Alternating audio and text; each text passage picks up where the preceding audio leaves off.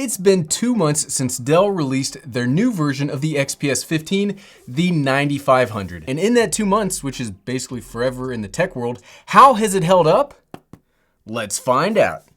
What's up, everyone? I'm the Everyday Dad, and if I can figure it out, you can figure it out. So I'm pretty surprised. I'm pretty surprised in revisiting the XPS 9500. This is a fantastic little computer that really impressed me with what they were able to fit into such a small body. I've been using this off and on since we unboxed it, so let's revisit this thing and see how it still stands up now that the shine has kind of worn off. It still works, but it's a little, it's a little rough around the edges. Frankly, it's still amazing. And I love this laptop. Honestly, this is the first machine that's ever almost pulled me away from my full Apple life. And I mean full Apple life. Watch, phone, computers, tablet, everything I own is basically Apple. And this computer still draws me away. I mean, so much so that I thought that the XPS 17 would be the machine that would totally make me switch. But we've talked about my issues with the XPS 17, mainly the trackpad.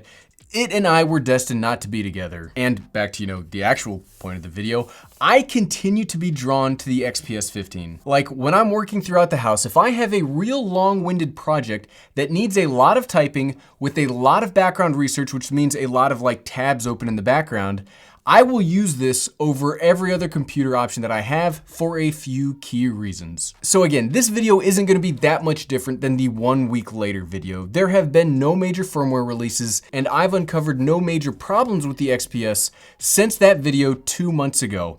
So I don't really like to call anything that I make a definitive review. I treat these videos as more of a refinement of what I still think all of this time later as I continue to use all of these devices. So let's get to the thing that I continue to love every single time I turn the computer on, and it's the display.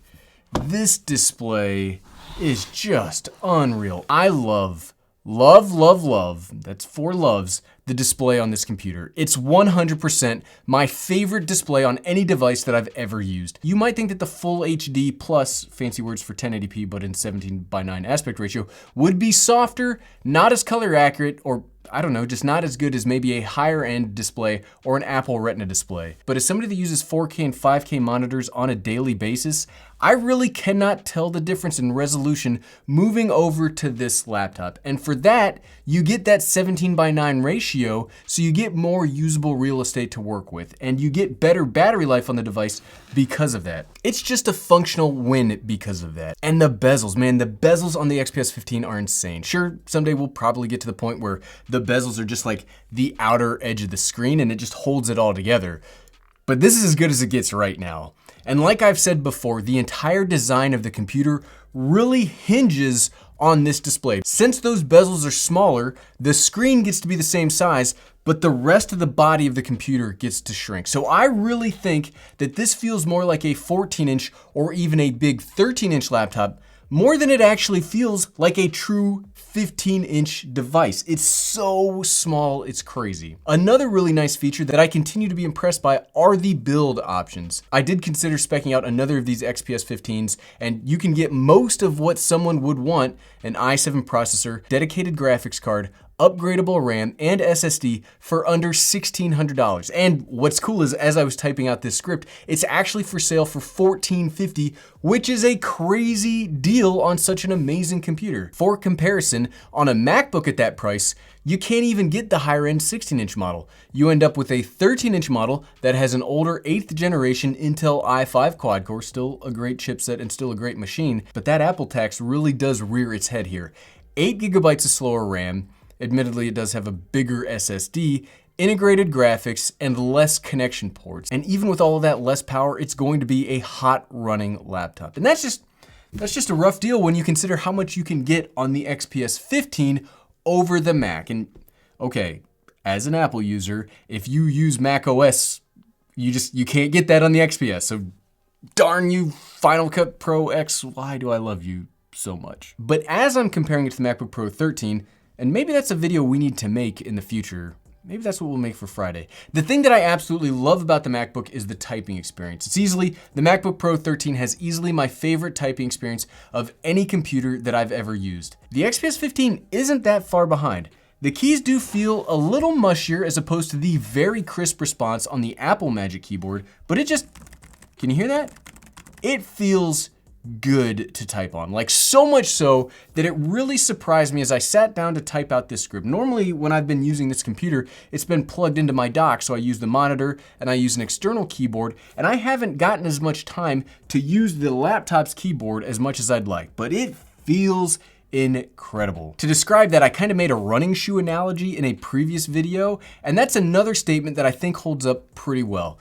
I use running shoes with some seriously thick cushion on them. They're called Hoka Cliftons, and I use those because it makes running so much more comfortable for me, because as I get older, my knees hurt. I don't like my knees hurt. These keys with their almost muted feel, it's almost like a muted press, it also feels insanely comfortable to type on in much the same way that running shoes do for my legs. There are only two things that I do not like about this keyboard. It's a little too stretched out for my normal size hands. I do have to reach to hit some of the farther away keys like T, Y, backspace, and tab. It's not as seamless as a typing experience as the smaller MacBook keyboard. And the second thing that I don't like is how sharp the edge of this laptop body is. Using this on my lap halfway through the script, I think you can still kind of see them. I had lines on my wrist while typing. If you don't have it perfectly flat like this, it is kind of uncomfortable. Another thing that I've continued to enjoy is the trackpad. There were issues with the trackpads on these when the computer was first announced, and the 17, obviously I had issues with the 17, but thankfully I've never had a problem with mine, and Dell promised to replace those affected and that they would not have any more issues after June, which I hope they've stuck to. I think they have, judging from the fact that I haven't seen anybody comment on it recently on any of the videos, so I think they've probably done a pretty good job fixing that. And in fact, I would like to take a quick moment and give a tip of the hat to Dell. I cover lots of brands, topics, and types of gear here on the channel, and Dell was the very first one to reach out concerned about a specific issue that I had on a computer, mainly the dent. If you remember the dent I had on the grill in the XPS 17, and they wanted to know the order number so they could track down and fix that manufacturing problem. That's awesome. That's awesome. They didn't send me an angry email saying that I shouldn't talk about them. They didn't offer me a new computer to bribe me to be quiet. They really just wanted to make sure that their product was coming out as intended. And for that, I tip my hat to Dell. Like, that is a company that cares about their manufacturing and cares about their products. I'm on board with that. But okay, so off the soapbox, back to the trackpad. This is the most Apple-like trackpad ever. And if you mostly are a Windows user, trust me, that's not an insult. That's not an insult. Apple has hands down the best trackpads in the game, and this showing from Dell is bonkers good. The most noticeable thing about the trackpad is, well, one, how darn big it is. That's great. But what really makes the trackpad that much better is how precise and clicky it is. It's true you don't get clicks everywhere. Like if you try to click along here at the top, you won't get anything. But if you click anywhere except that extreme corner, you will get a very accurate click. And it's accurate enough that I can do my hands still on the keyboard and move the mouse cursor with my thumb technique that has let me exist with my MacBooks without needing a mouse to supplement my computer. Like, you can just truly use just the computer. And again, hats off to Dell for keeping this up. I'm not taking my hat off because my hair is gross. The rest of the body of this laptop still holds up too. The carbon fiber looks and feels amazing. Another thing that this laptop has is this is the best feeling laptop I've ever come across. The port selection continues to be solid, though after 2 months, I do kind of miss having an HDMI port. Yes, thank you, Dell, for including the dongle, which is awesome because I don't want to spend $60 getting basic functionality out of my computer that I've already spent $1,500 on. But HDMI is becoming more and more important to me as I need these laptops to have dual hat. Like, these are dual purpose machines anymore. They need to go between laptop mode and working from home desktop mode so much more now that I'm doing all of this working from home. And a lot of you are doing the same. SD card slots though, they always make me happy. See this face? That's a, wow, I'm crazy happy that I don't need another dongle that I can lose and have lost all of the time face. It's a long thing. I mean, so much of what I do relies on SD cards, and though I use this term in a very general way, as a creative, all of my tech needs to record data in some way or another, and most of them use SD cards.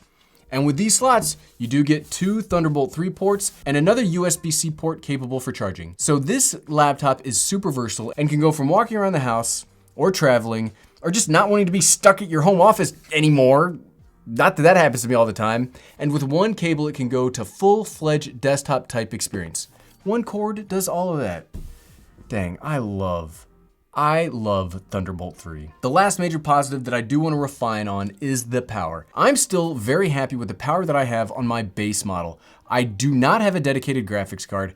I personally installed 64 gigabytes of RAM and a 1 terabyte solid state drive myself, and this thing works well.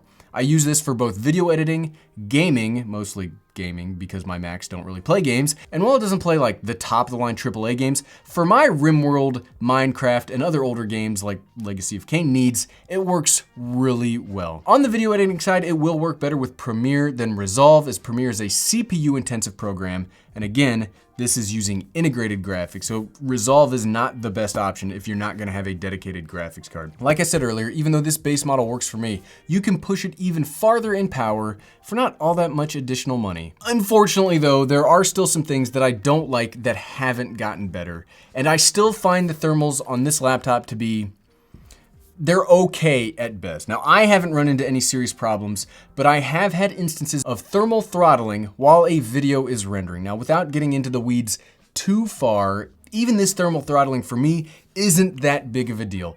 I render all of these videos that you see on the channel here in a codec called H.264, which is a very compressed codec that is a pain for a lot of computers to transcode to. So no matter what the machine, there's always some kind of bottleneck.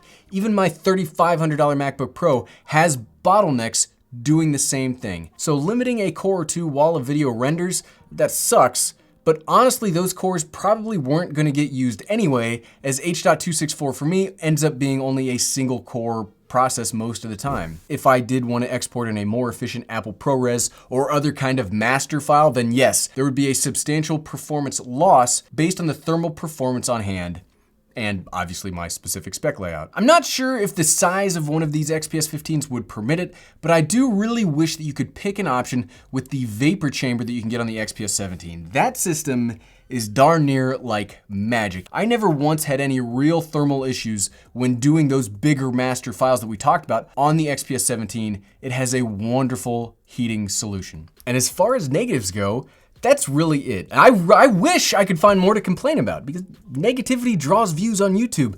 I don't really have any other problems that have gotten worse with the XPS 15. This is a solid device that will work for most professionals. It looks great, has amazing versatility with Thunderbolt 3 ports, has one of the best keyboards around, it's not very pricey, and it's a good enough device that even us Mac users should be paying attention to it. So after 2 months, do I recommend this? Absolutely.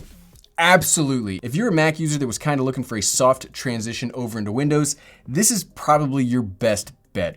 It won't look out of place next to other Macs, and it gives you some really cool things over and above what you can do on that Mac. Are you a Windows user and you want something small but powerful? Then yes, this is probably as small as you can get with this kind of power under the hood and get anything resembling decent thermal performance. Are you looking for a school computer?